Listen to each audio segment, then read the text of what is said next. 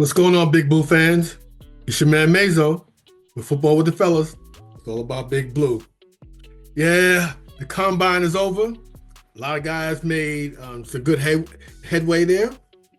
But now it's rumor season. The rumors is flying all over the place. And there's one specific rumor I want to talk about right now. And that's a rumor of the Giants signing Aaron Rodgers. Think about that. Aaron Rodgers. I know he's an old guy and all that stuff. Yeah, okay, he's fine. He's an old guy. But he still got a little something left in that arm. So, and I know Clay, and I'm talking to you, Clay from Brooklyn, my podcast host, partner. Look, I know Clay is going to be, right now he's shaking his head at me, and he's going, Mayzo, don't say it. Mayzo, don't say it, but I gotta do it. I go for that. I go for the Giants signing Aaron Rodgers. Now they signed. Bear with me. Just give me a moment. Just let me hear me out. Hear me out. You all can put everything you want in the comments. All those people throwing tomatoes at me right now, kind of trying to duck them and everything. But you have time to put things in the comment. Your comments, your all that you want to say in the comments. You got time for that. But just hear me out. The Giants sign Aaron Rodgers. He's gonna get Devontae Adams to come along with him. They just got something going on. So you got the Devontae Adams, you got Aaron Rodgers, and Malik Neighbors. Come on now. That sounds really good, right? Now, he's got those two weapons. Then in the draft, come on. The Titans and the Browns, they're going after quarterbacks. So our guy that we really want, Cam Ward's gonna be gone. He's probably gonna go one. Shedeur Sanders is probably gonna go number two. Who's left? Why don't we get that guy, the Heisman Trophy winner, plays both sides of the ball? Well, gosh darn well, Travis Hunter. So the Giants get Travis Hunter. So let's think about that. We got Aaron Rodgers, Devontae Adams, Malik Neighbors. You got Travis Hunter, who could shore up, the cornerback position on defense, be a lockdown guy over there.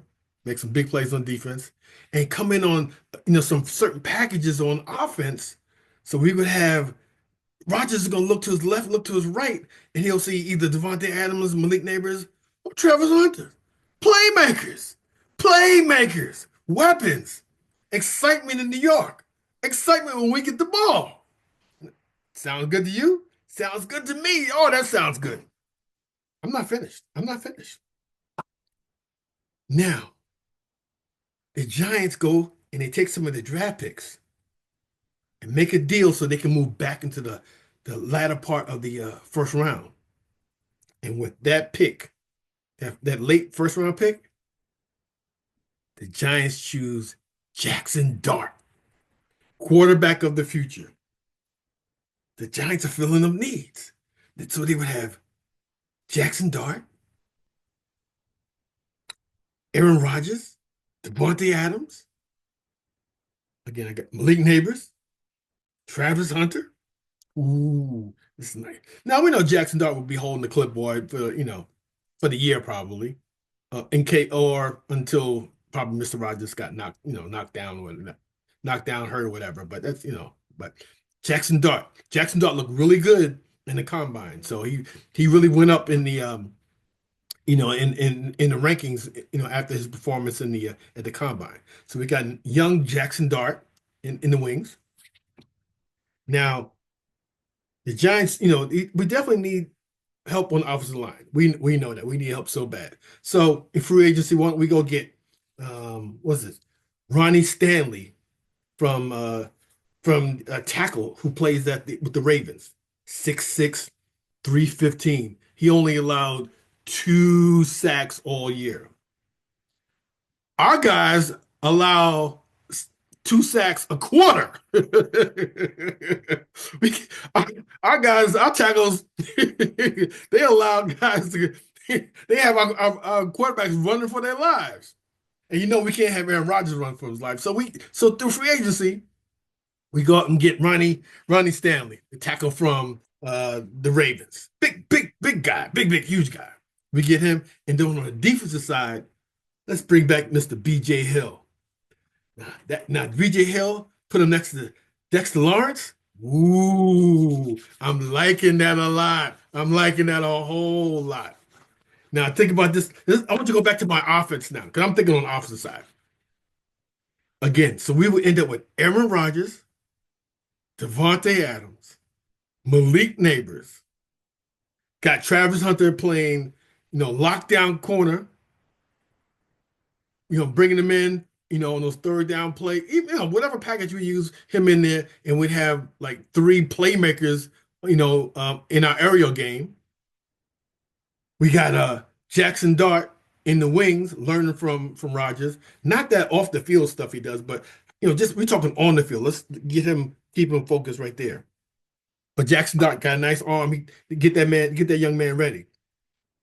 We got Ronnie Stanley coming in and shoring up that tackle position. So, Aaron Rodgers doesn't have to like worry about being on his back every 5 seconds. And he gets rid of the ball pretty quick. So, I'm not really worried about Aaron Rodgers in that concern. Um, but then when we had BJ Hill, really like solidifying that defensive line next to Dexter Lawrence. And think about it, in the offense again, we got Tyrone Tracy at running back. Young man looked really good his rookie season. Come back for the sophomore year. He's going with some help to our offensive line. Young man's gonna look good. He's gonna look really good too if Aaron Rodgers got those offensive weapons. Those. So hey, I like that. And my sleeper guy, I think Jalen Hyatt's going to have a breakout year with Aaron Rodgers because Aaron Rodgers always needs that one guy that can really go long, and Jalen Hyatt, he's got something to prove, and I believe that Darius Slayton will probably be gone, so Jalen Hyatt's next man up, so he will look good out there. So that would be And the rest of the picks, we got this. We just draft any draft picks we got left. We're going to draft offensive linemen. You just can't get enough of them. And one of our picks, we definitely had to get a kicker. We need a field goal kicker. So with the seventh pick, the Giants pick, choose blah blah blah from blah blah state, and he is a kicker, a very good kicker. So what do you think, Clay from Brooklyn? Come on now, I can see you laughing and going, Mayzo. You know what, Clay? If you don't like you don't like what I'm saying right now, won't you put you make an episode? It's your turn. Look, what do you think about that, Clay? What do you think about the Giants, going out there and signing Aaron Rodgers? And you people and my viewers, Big Blue fans, what do you think? Should the Giants go out and sign Aaron Rodgers? Let me know. And don't forget to like, share, subscribe to Football with the Fellas. It's all about Big Blue. I'm your man Mayzo. Again, no matter if it's the regular season or the off season, remember, it's always all about Big Blue. Yo, until next time, peace. Hey everyone, Clay from Brooklyn, Football with the Fellas. It's all about Big Blue. Here to respond to Mayzo's last episode. And as I'm sure he predicted, and I'm sure you're not surprised, I disagree with him. All good, all good. Mayzo and I go way back. I've known Mayzo since we were in middle school. So this will not be the first time nor the last that we disagree about something in regard to sports. We certainly agree more often than not. This is not. He wants to sign Aaron Rodgers and presumably Devontae Adams to our beloved Giants, and I am not down with that. There are several reasons I'm not down with that. Let me start with the obvious one. I think they'll cost too much money. Aaron Rodgers is not, in my opinion, likely to come here for like, $10 or $15 million a year. I just don't see it. And certainly Devontae Adams isn't. Devontae Adams has not made nearly as much money as Aaron Rodgers has in his career. So I'm pretty sure he still wants a good sized payday. Not saying that he's not a great receiver. I mean, I think he's not as good as he had been a few years ago, but I still think he'd be a very good receiver. I think Aaron Rodgers would be the best quarterback that we've had since Eli by a landslide. That's a low bar to clear, but yes, he would clearly be the best quarterback we've had since Eli. So what? So let's say, for sake of argument, that they both agree to come here on 2-year deals at $20 million a year each. which again, I don't think they will. But let's say they do. That's $40 million this year and $40 million next year on two players. What that says to me is we aren't getting any other big name free agents this year. Probably not next year either. So no Drew Dahlman at center, no Will Fries at right guard, no Milton Williams at defensive tackle, no BJ Hill at defensive tackle slash defensive end, no Paulson Adebo or DJ Reed or any other cornerback. It basically means that that is pretty much going to be it for the major free agent signings. We might get, we'll re-sign a few of our guys, and we might pick up, a starter, but not an impact player on offense or defense alongside them. But nobody's going to move the needle. I don't want that. Next reason. Do we think we're winning the Super Bowl in 2025? Do we think we're going to the playoffs in 2025? I don't. I would be very, very surprised, pleasantly surprised, but very surprised if we win more than 7 games next year. We have an extremely hard schedule next year, and we sucked this year. Aaron Rodgers just came off of a 5-12 season with a Jets roster that is a better roster than ours. He won 5 games with them. Why should we expect him a year further removed from his surgery? Sure, but from his prime to suddenly lead this team, which is not as good as that team, to significantly more wins. We can miss the playoffs without a $20 million head case quarterback. And make no mistake, he's a head case. He's still going to be the same guy who goes on his little dark retreats or whatever at the end of each year to decide whether he's coming back. I mean, he's a strange guy, and he loves the attention that strangeness brings along with it. I don't want any parts of that. And frankly, I just don't think he's that good anymore. He's not the guy who won, back-to-back MVPs a handful of years ago. That's just not who he is anymore. Again, does he have great arm talent? Sure. But the escapability and the guy who's going to, on 3rd and 8, pull the ball down and run for 9 yards, I think that guy's gone. And frankly, I'm not sure the arm talent is what it used to be. I mean, again, it's better than Daniel Jones and Tommy DeVito and Drew Lock. But is it better than Cam Ward? I don't think so. Is it necessarily better than, Justin Fields or Jimmy G? Not sure it still is better than them. Maybe, but for 17 games, I doubt it.